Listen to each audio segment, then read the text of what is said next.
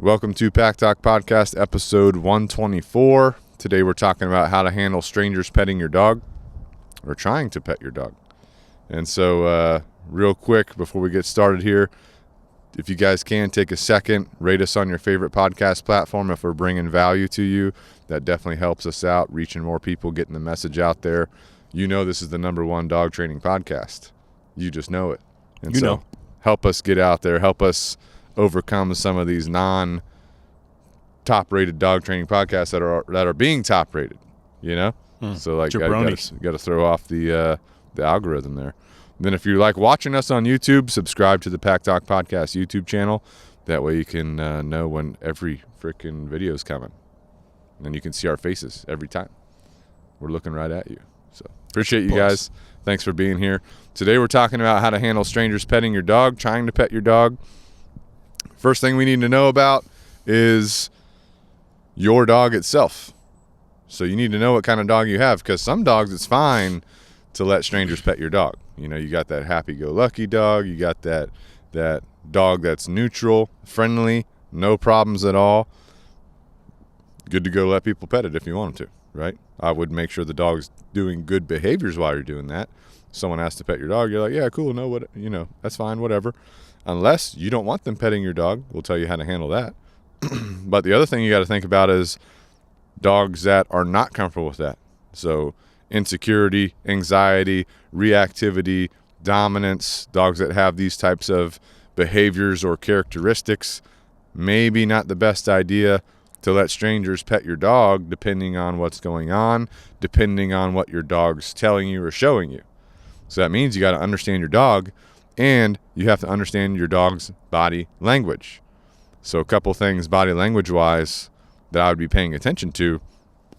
Your dog's tail, that's going to be your first indicator, right? So you got that tail up, dominance, confidence. Would you let someone pet your dog? It depends, you know? Yeah. Tail down, insecurity, nervousness. You going to let a stranger pet your dog? Me? Probably not, right? Tail tucked up against the belly, not letting strangers pet my dog.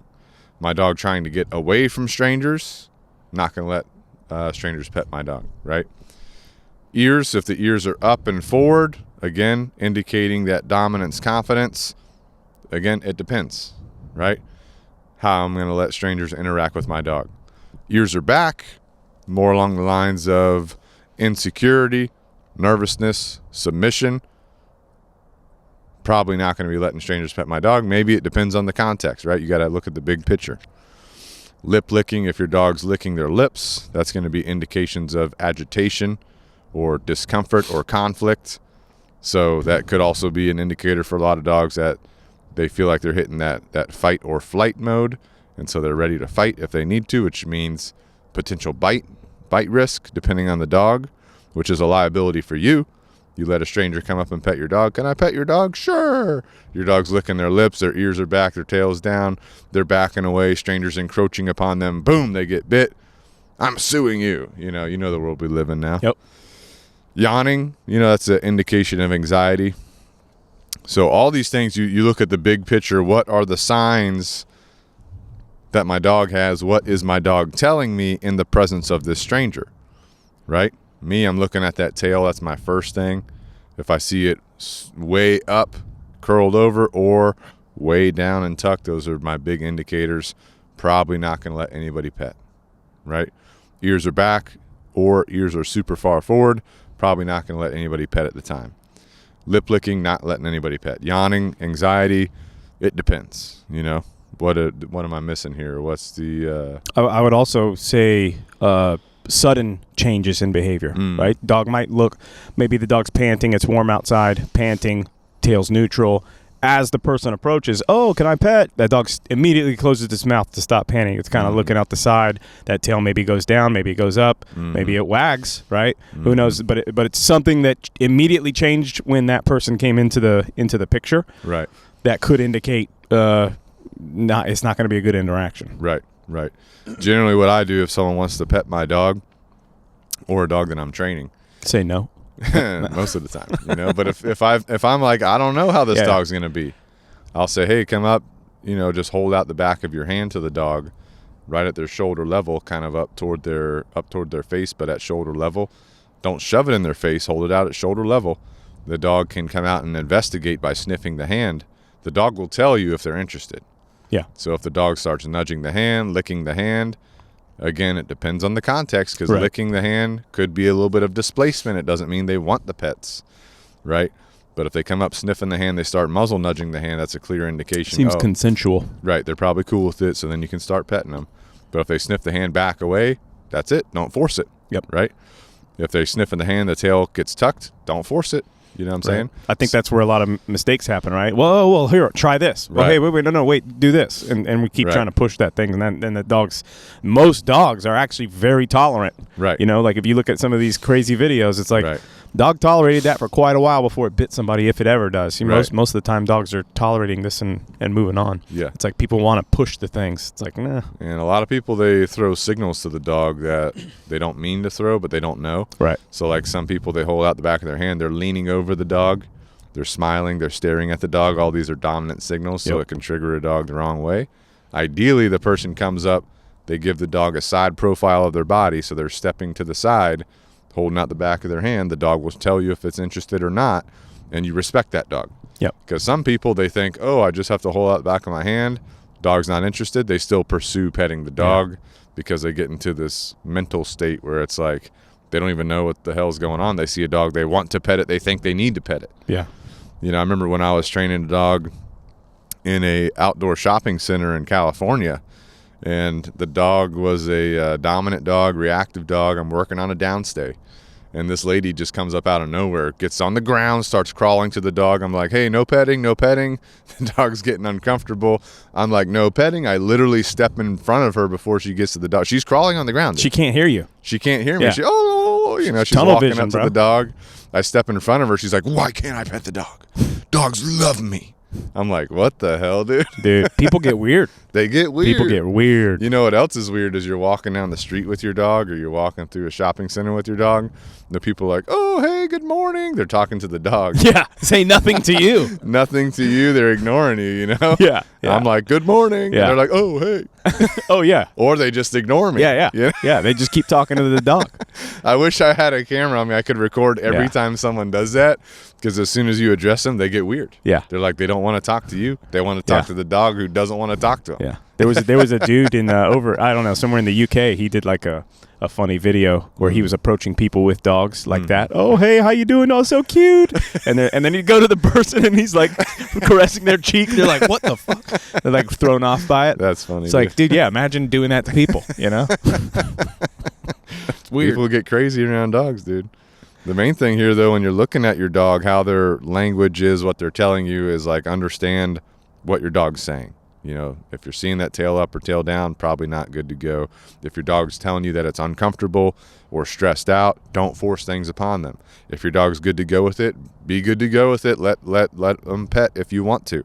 Sometimes your dog's cool with getting pet, but you don't want to deal with strangers. Yep. You know, like that happens a lot. People just don't want to deal with strangers, but because they have a nice, friendly dog, everyone's like, oh, I want to pet your dog. These people can't get anything done.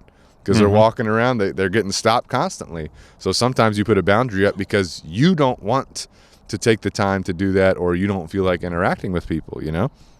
Yeah. And you got to keep your dog's behaviors good to go in those situations, which we'll talk about. Read your dog's body language. You know, go off of what your dog's telling you and respond to that appropriately. One thing that's a good indicator is your dog's tail horizontal to the ground.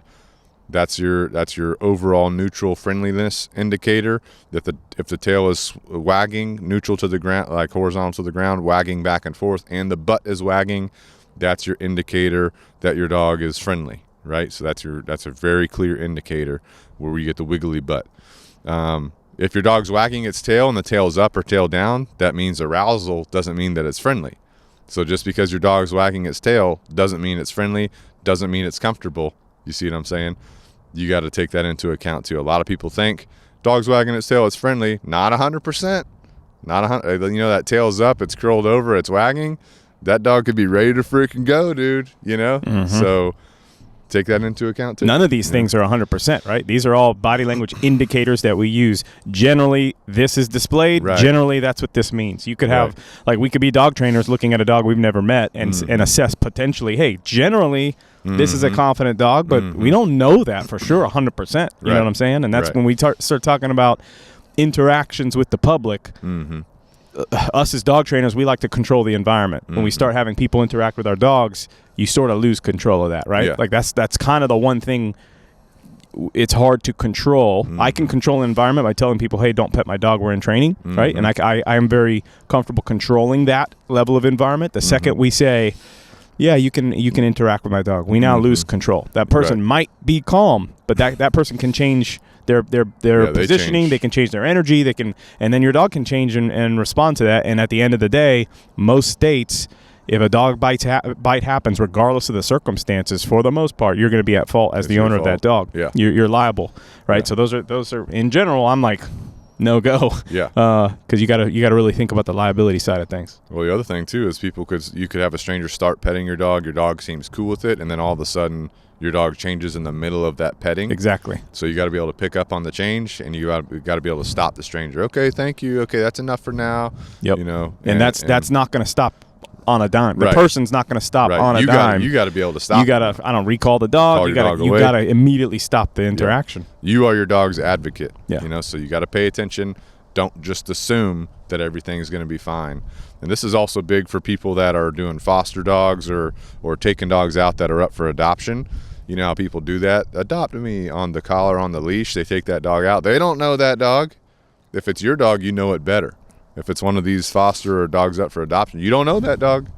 So don't assume that it's good to go or that that's fine.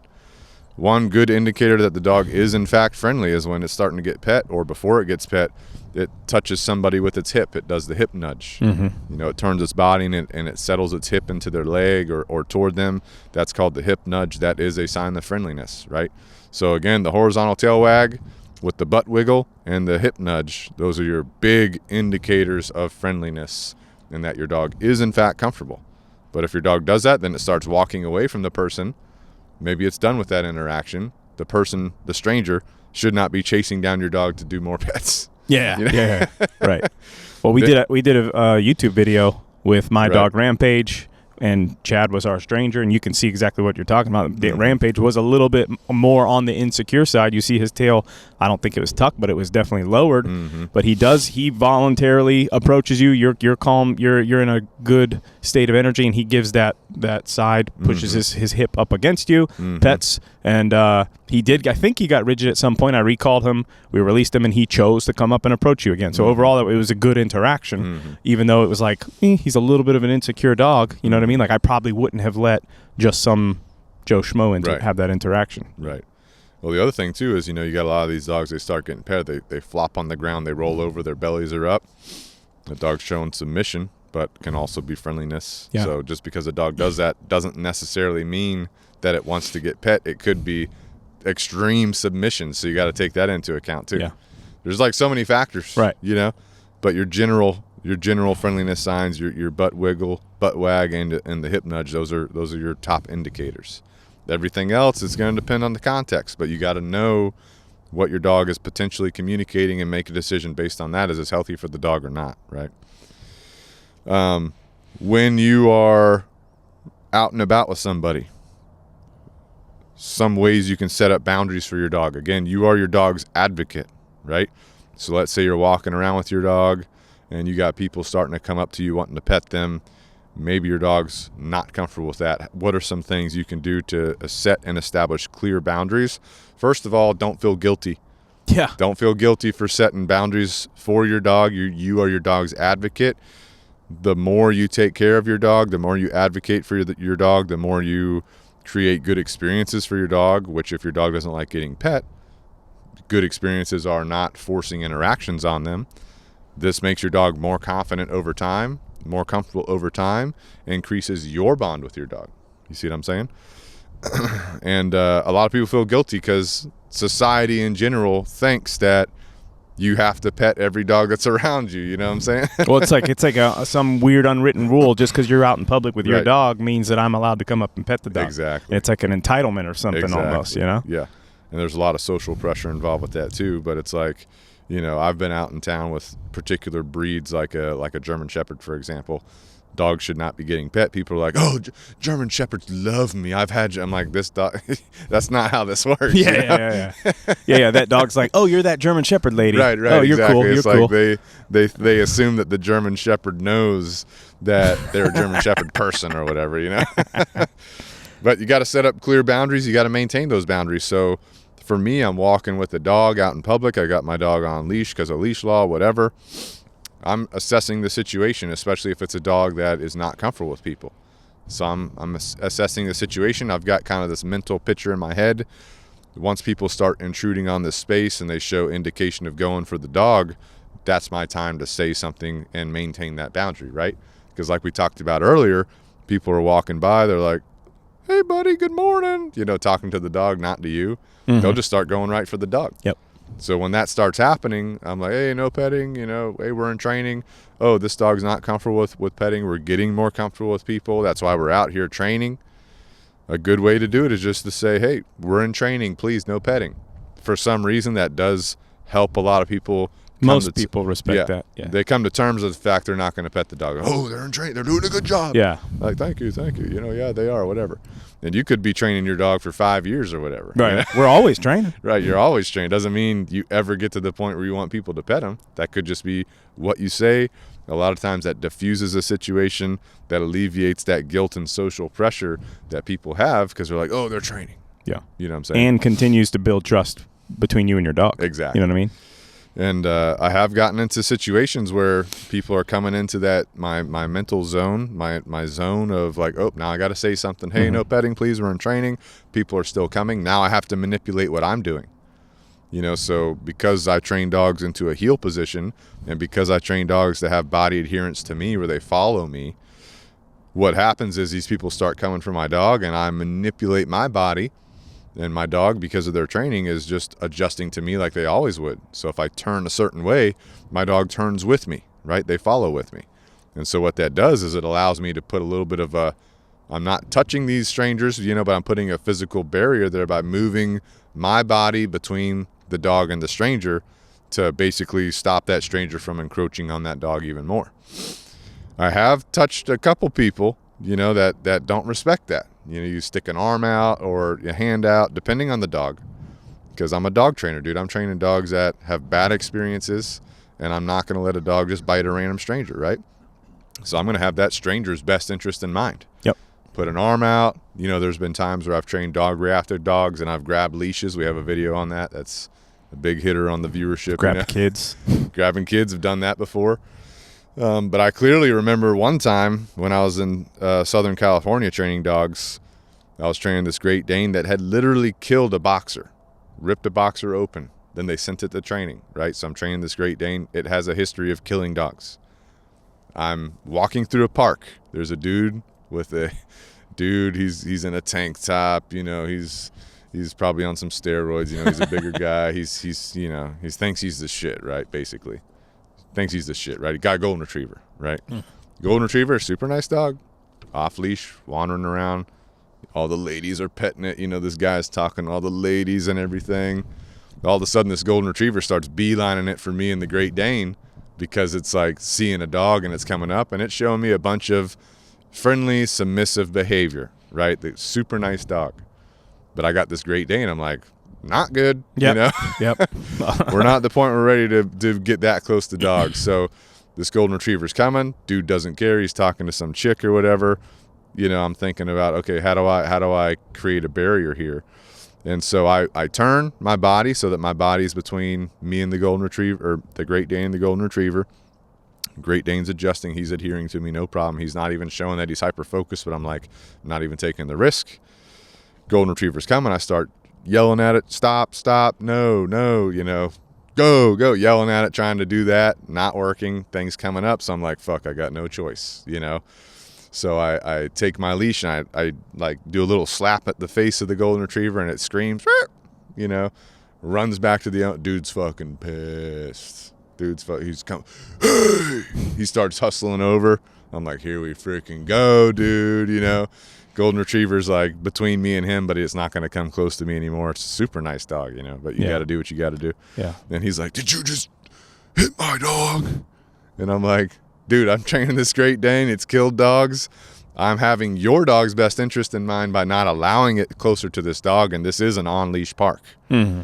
And he just starts going off. I'm just standing there, whatever. Yeah. He goes off. He's got like a freaking Mustang, you know, Ford guys. Now you lost me. Now I was on your side.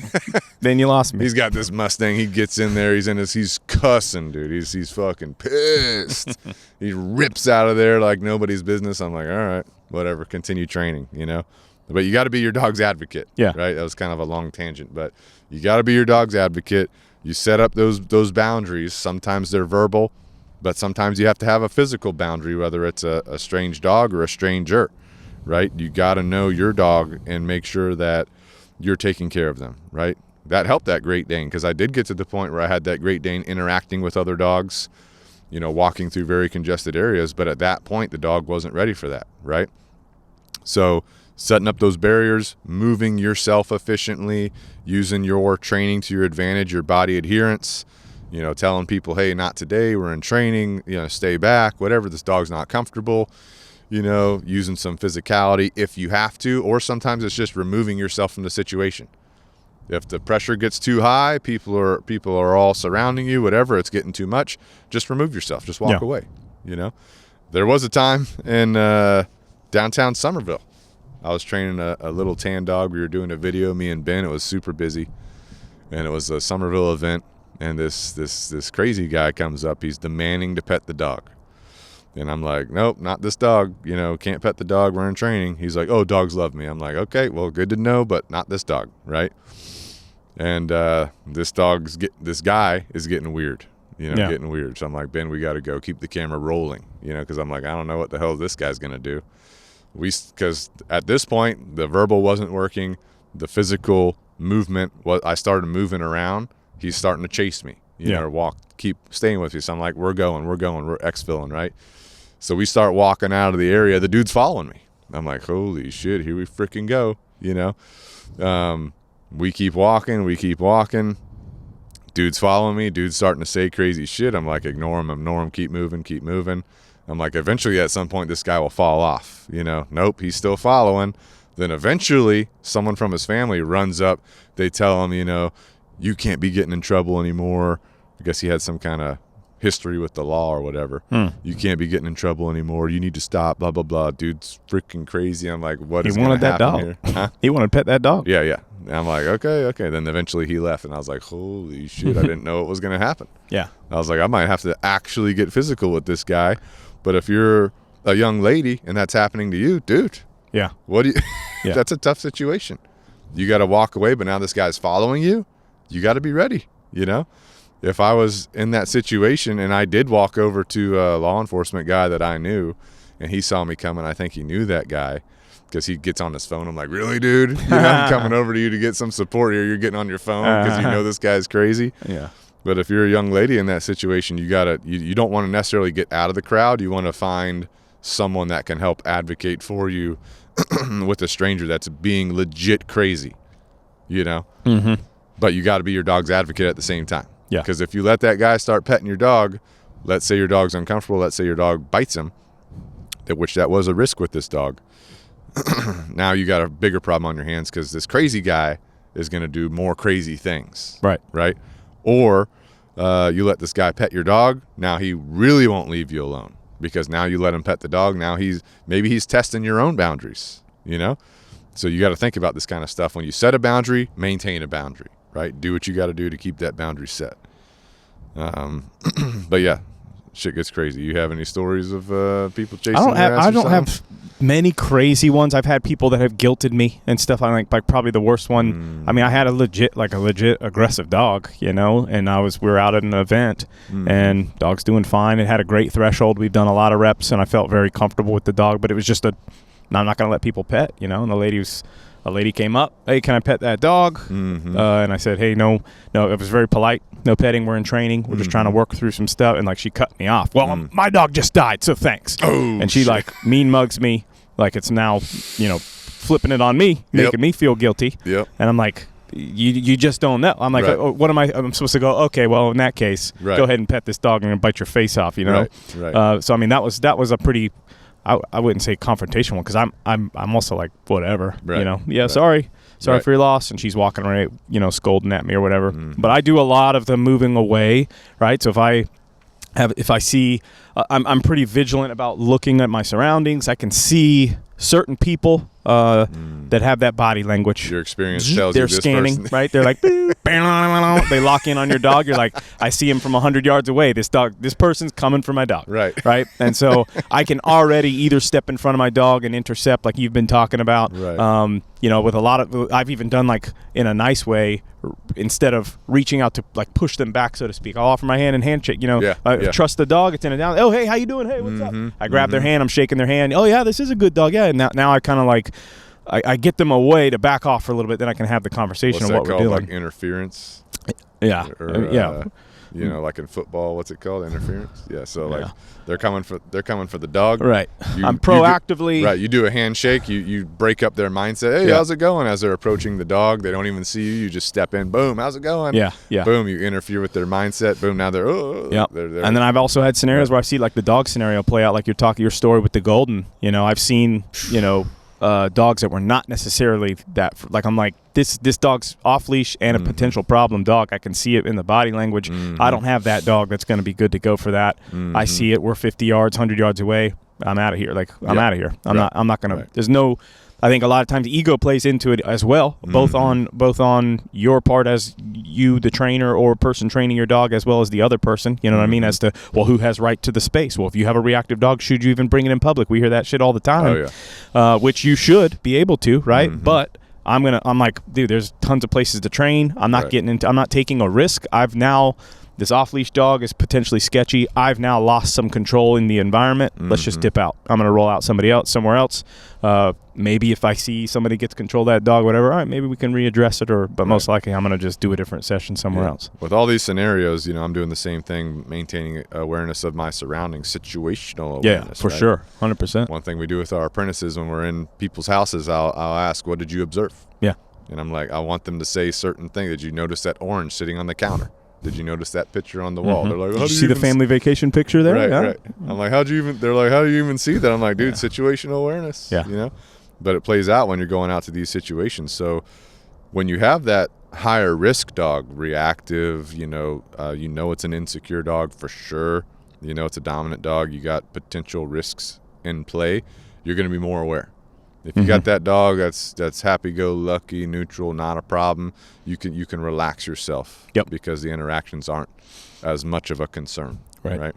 So depending on your dog, like we talked about at the beginning, understanding your dog, knowing what they're saying to you, knowing their language, knowing their characteristics, that indicates how much of this situational awareness you need to have. Helping your dog in these situations.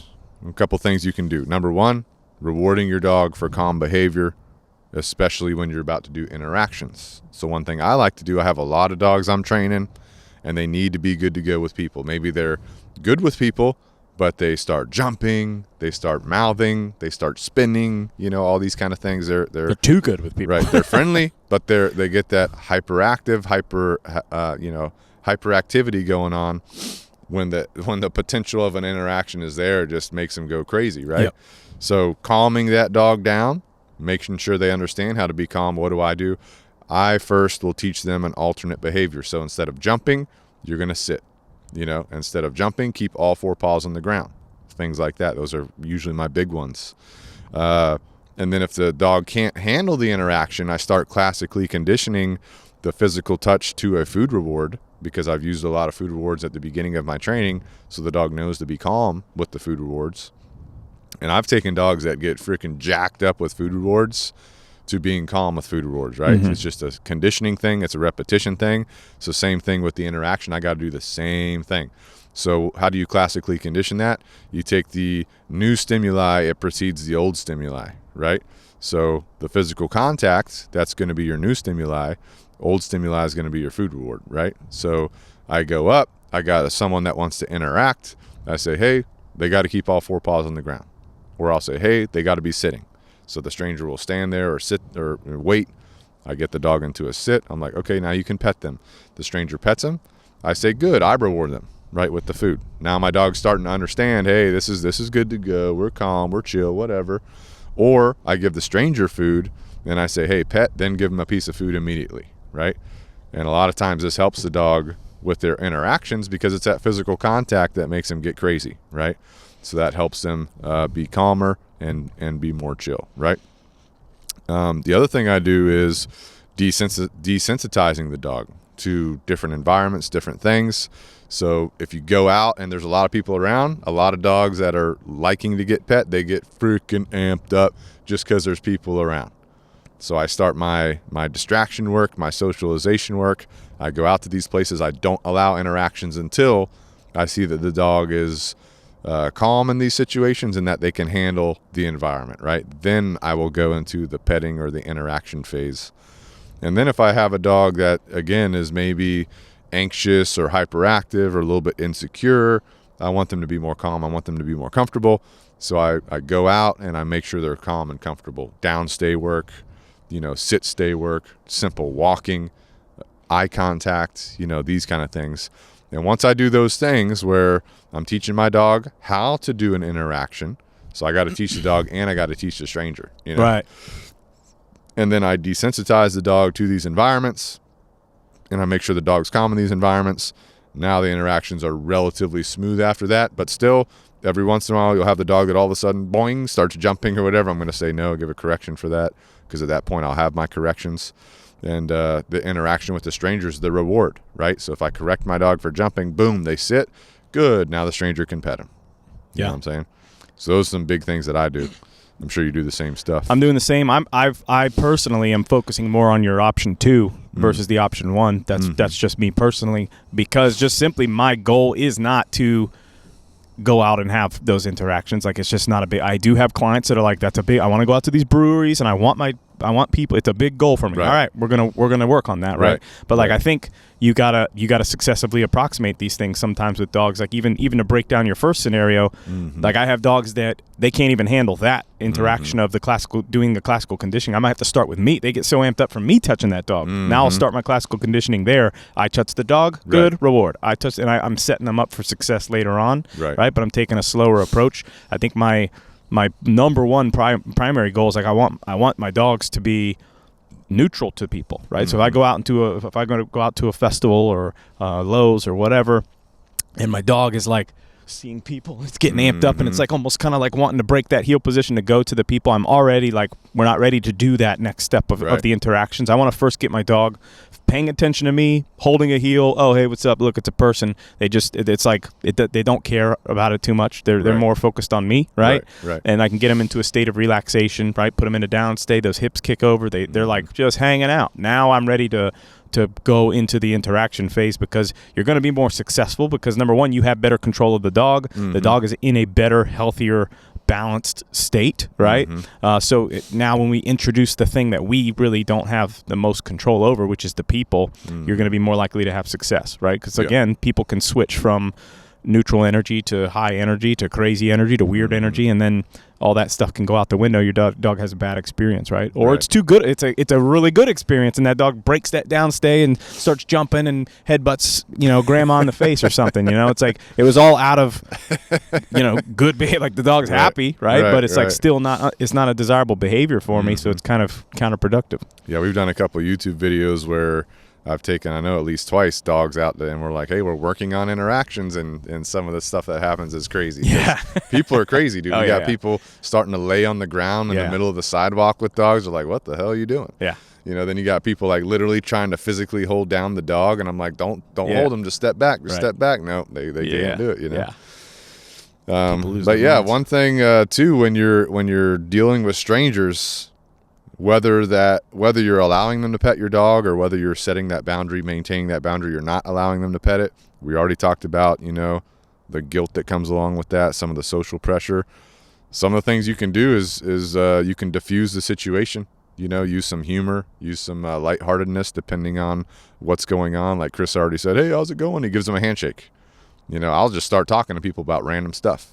Hey, well, how was the holidays for you guys? Hey, how was your weekend? Hey, what do you guys live in town? Are you from out of town? What's some, and I'll just kind of create it into a conversation to number one, the dog's chilling out with me, but also diffuse these people from being so obsessive about getting to the dog. The other thing I do too is I'll educate people, respectfully. So they come up, they want to pet the dog, especially that very demanding person. I want to pet your dog. I'm a German Shepherd person. I'm like, look at this dog right here. Boom, look at the ears, look at the tail, look how it's sitting. Dog's calm right here, but we see these signs of nervousness or insecure. So I'm starting to educate them. Right. I'm like, hey, it's in this dog's best interest to not get pet right now. So if you really care about the dog, I'll say this a little bit differently, but like if you really care about the dog, you'll let it keep training and not feel like you got to force a pet upon it. Right. So educating people, right, about the body language, about what you're working on with your dog. I'll tell them the training that I'm doing, why I'm doing certain things, where I'm at with my training, you know what I'm saying? All these kind of things. I've always found it to be a helpful experience, positive experience for both the dog and for the stranger. And a lot of people are like, wow, I didn't know that. Thanks for telling me. Wow, what about this? What about that? And yeah, 99% of the time we have good interactions with the public. Right. You know what I'm saying? And most people are very respectful. I think because you got to have the balance. And I mean, there's many, you've seen that asshole dog trainer too. That's no petting my dog. No, because I don't want you. Why? Because I said so. It's my dog. It's like, and yeah, they're right. Like, at the end of the day, yeah, they're right. It is their dog. It's their right to not want people to be pet, but like we don't go around just being assholes to people. Like, you can be nice. Now if somebody takes it and makes it weird and goes to the next level, there's an escalation there, right? Of course. But there's no reason to be like most people, they just want to pet the dog. And you very calmly explain why or start to educate. What I see when I start to go the education route, either the person is going to be, oh, okay, I never realized that, and they're kind of into it, and they're very respectful, or they're like, I'm not going to pet this dog, and they kind of just move on. Boom, problem solved. You know what I mean? So, like, either way, it works out for you. Right, absolutely. And I lost my train of thought there. It was something about what you're saying, when you're out in public, you're having good conversation with people, and there's those people that are, kind of being a little bit rude, or not rude, but they're like, just, no petting today, today, whatever. Kind of blunt. That's their right and everything. But I always think I'm always the kind of person I want to educate, right? So as soon as I get into a situation where I can start explaining body language, because I find that a lot of people, they don't realize body language. So as soon as I can start explaining to them about the tail or the ears or whatever, I try to do that. And for me personally, if I have a dog that I can let interact, I generally will, because that's a training scenario that I want to go through. Right. The more repetitions, the better. But it's usually the dogs that have the behavioral characteristics where it's not necessarily good for them or healthy for them or in their best interest to be pet. That's when I'm putting up these hard boundaries. Even the dogs that are good with getting pet, and I let that happen as much as I can, I'm still educating, right? So they're petting the dog. I'm like, oh yeah, look at this, look at that tail, look at this, look at that, whatever, trying to educate that stranger, get them on board with dog behavior. If it's kids, first of all, I'm looking for the parents. Are the parents here? Are there any parents around, right? But I'm trying to educate kids too, because I've heard too many stories of kids getting bit by dogs because they didn't read the body language, because they just assumed every dog was a good dog. And it's like, hey, all dogs are good, but not all dogs are good to be pet. Yeah. Yeah. So, I said I've grabbed kids before. One of the scenarios was we were at downtown event, and I had these two big bullies. Y'all remember Freya, Layla and Freya? Friendly, very friendly dogs, not concerned about interactions. But I mean, and again, this is why we're talking lots of people. You got to be head on a swivel. I mean, this little kid, must have been 3 or 4, just body slams one of them, like jumps on top of him, starts grabbing him, is like riding it like a horse. Right? I'm like, I have to physically grab this kid at this point, because I'm like, I mean, the dogs were good, and I trusted those dogs, but it's like you just don't, like, you get body slammed like that, a dog taken by surprise or whatever. Even if it's a friendly dog, they might not all like that. Right, right. Who would, right? So, like, that was a case where I literally, and I'm like, no parents around. I see no parents whatsoever. So I'm like, I literally picked this kid up, like, under my arm. You know what I mean? And I'm like looking around. Are you serious? Yeah, I had to take the kid off of I think it was Layla. What the heck? Pick this kid up, and finally mom comes, and I mean, she was cool. Like, it wasn't an issue, but it's like, you never know. Dude, imagine if you had that reactive dog or aggressive dog or something like that. Like, dude, that kid's. And again, that's your fault. It is your fault. You know what I mean? That's something you should see coming. You know what I mean? If you're out there doing that type of training. In those busy crowds, though, you can't see hard. it all the time. It's hard. Those kids are quick. I remember I was at a farmer's market years ago with a dog that had a reactive history towards people. And I'm walking through the farmer's market. It's like a low-key farmer's market, not much going on. Doing my training, doing my walking, whatever, minding my own business. Kid comes up out of nowhere, starts following me. I'm like, hey, how's it going? I'm like, okay, this kid's trying to get to the dog. So I just keep moving because I'm walking and healing and training body adherence. So I just keep moving. I'm talking to the kid. I'm looking like, where is the parent at? There's no parents. Yeah. This kid's way off by itself. And I'm like, oh, where's your mom and dad at? Where's your mom and dad? Not talking to me, just staring at the dog. I'm like, good God, dude, this is not going to be good. And so the kid starts running at me and the dog. And so I'm like, quickly maneuvering, the dog's adhering to me perfectly, but the dog's getting nervous. I'm like, good God. Even the dog's like, what the hell's going on? So I'm like, okay, I got to get out of here. So I start moving away. Kid's running for the dog, and eventually the kid got close enough where the dog turned and barked right at the kid. Big dog, loud bark. The whole farmer's market stopped and stared at that point. Right. Because the dog barked at the kid. Yeah. You know? Yeah. And that scared the kid. The kid got shell shocked, stopped where he was at. The dog didn't do anything other than bark. And then it like was just looking at me.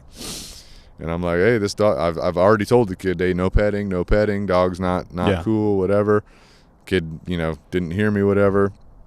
The bark stopped it. The bark stopped the whole farmer's market. Everyone's staring. I never knew what happened to the parent.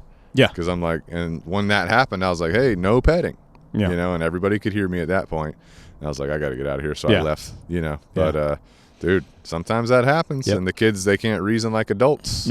Not the kid's fault. It's the parent's fault. Just like, dogs, it's the parents' fault, Yeah. So, but yeah, some of the more common places that we go or that you might go with your dog where this kind of stuff's happening, obviously a park, whether it's like just a walking park or it's got a playground there or like a dog park there, whatever.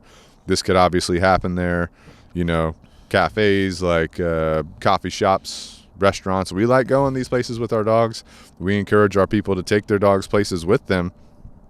But anywhere you go, you always risk that, right?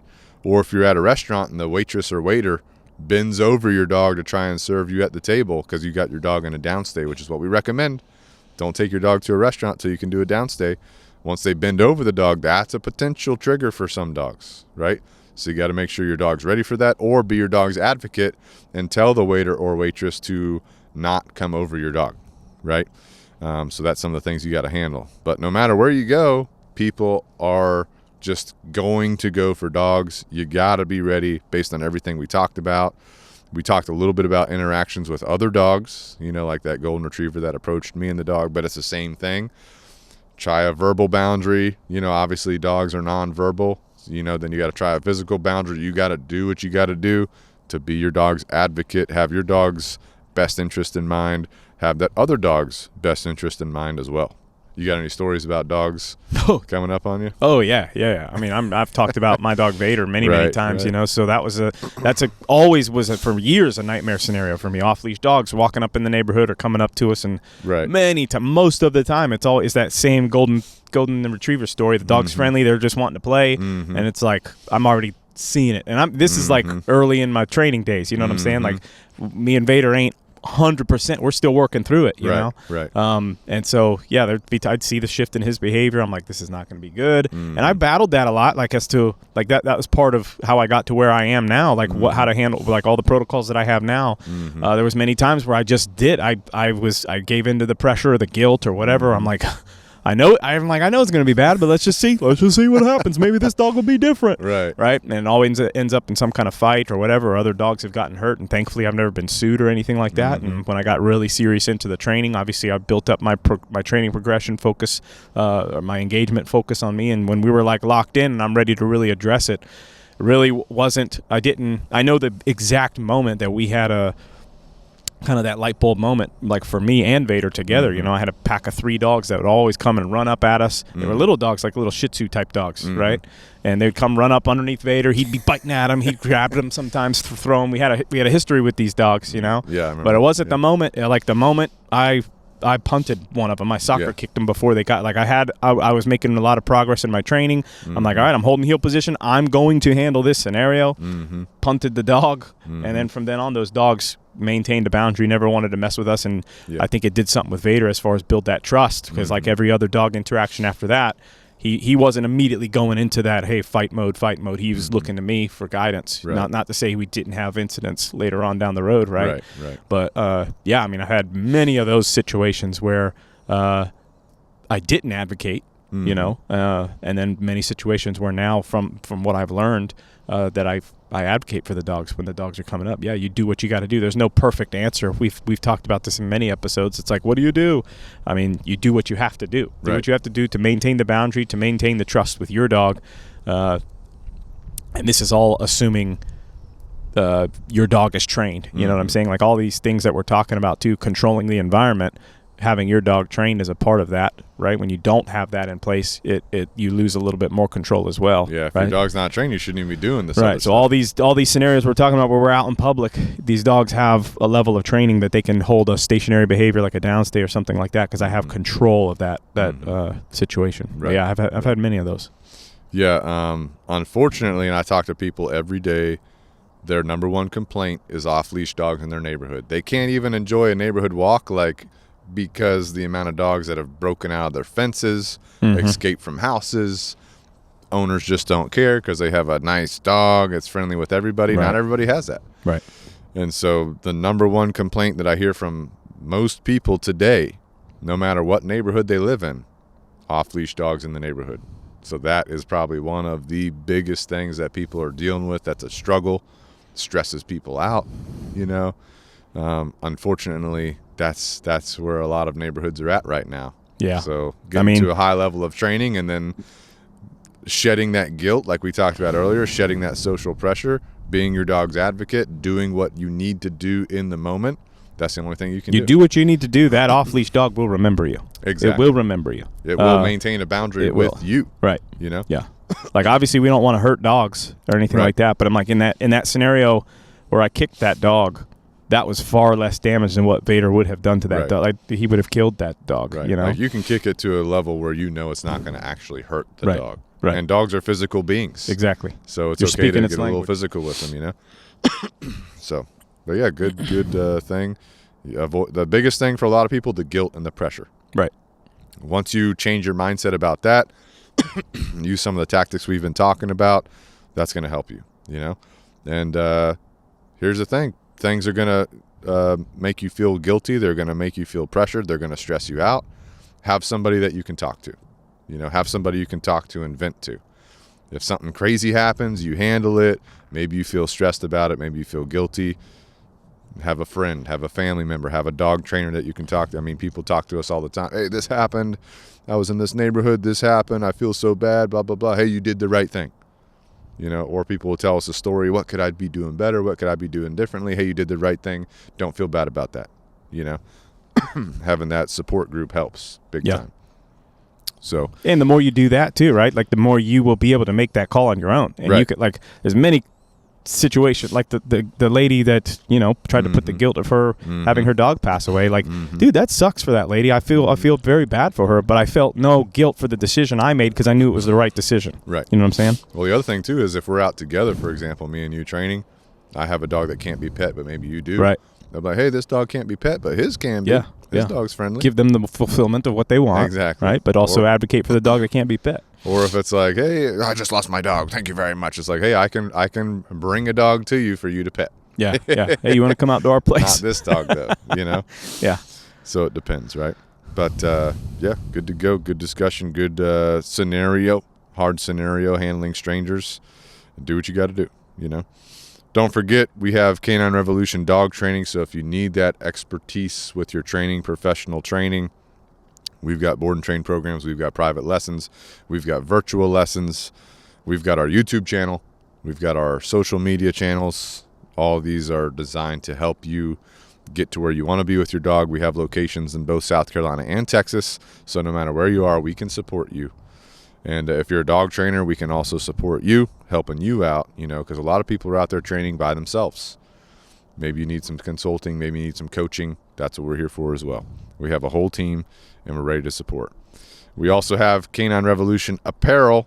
That's going to be on Amazon. You go to Amazon, you type in Canine Revolution Apparel, you get you a beanie, you get you a hoodie, you get you a shirt, you get you some mugs. We got some new things coming out. New things, maybe some kid things, So maybe some other things, right? So get yourself squared away, get yourself good to go. Make sure you're representing, because you need to spread the word, right, about the revolution. Get everybody in the support group. That way you can vent. You're part of the revolution. You get on the Facebook group. You're like, hey, this went down. This frickin' person came up, tried to pet my dog. I had to tell him no. I feel guilty. You know what? Everyone's stepping up in the comments. Don't feel guilty. You did the right thing. I remember this happened to me. This happened to blah, blah, blah, blah. Right? You revolution. You're part of the community. You represent, dude. Yeah. You know what I'm saying? And you're good to go. 100%. And you got nice clothes on. Exactly. You got a good to go hoodie. You're like, I'm freaking good to go, dude. Yeah. You can get the good to go layers. Yeah. You get the good to go beanie, good to go hoodie, good to go shirt. That way you're freaking 100% good to go. Also, this past week I was in the gym. I was wearing my Canine Revolution Apparel t-shirt, right? And it's like cold. It's wintertime. So, I start off my lift with my hoodie on, Canine Revolution Apparel hoodie, right? Then I take my hoodie off. Got the new shirt. Just ordered it. Got the new edition. Dude comes up. Dude, love that shirt, brother. Yeah, I'm like, oh, thanks, man. He wants to touch it. He starts touching me. I think he liked chest. what was in the shirt or He's underneath. touching my chest. He's like, feeling the fat. That's soft. Yeah. I'm like, okay. That might not have been a Canine Revolution Apparel thing. That was a Canine Revolution Apparel shirt. Okay. Dude. So then I keep lifting. Later on, another one of my buddies. Dude, nice shirt. You got new shirts. I'm like, well, this is the new edition, right? The new shirt. New and improved. Right. And I had makes your pecs look better. better. I had a new color, too. New color. And the dude's like, holy, I got to get one. So I helped him get on his Amazon, order a shirt, no factor. Chad ordered it for him on his Amazon. Here, look, I'll check it out for you. A little bit later, another guy walks in that I'm familiar with. Dude, that freaking shirt, how do I get that? I'm like, bro, I already told you, dude. So freaking the shirts, dude, they're popping. Anyway, next up we got We Feed Raw. Raw food for your dog, optimal diet for your dog. Discount code Canine Revolution, all caps, no spaces. 25% off your first meal plan. If you don't like the meal plan after you start it, just cancel it. No biggie. Start it, try it out. You'll like optimal food for your dog. Your dog will be freaking loving it. And this week, it's a little bit cold where we're at, and so my cats, they've been inside. And so they know when I'm feeding the dogs because they start smelling that We Feed Raw getting cracked open, and they come running. I'm like, this ain't for you, girls. This ain't for you. Yeah, give him a little bit. I give mine a little bit. Give him a little lick. You seen how Walker looks? He's looking healthy.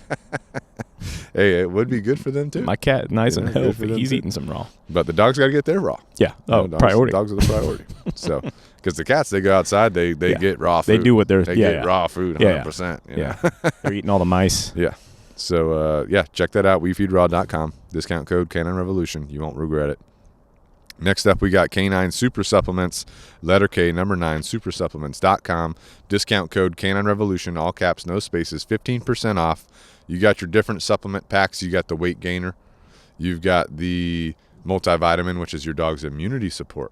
So if you got a dog that has some kind of injury, whether they got a cut, whether they hurt themselves, whether they're limping for whatever reason, maybe they just got neutered or spayed, whatever, tick, whatever, you get them on that multivitamin. That's helping their body heal faster. It's enhancing their healing abilities.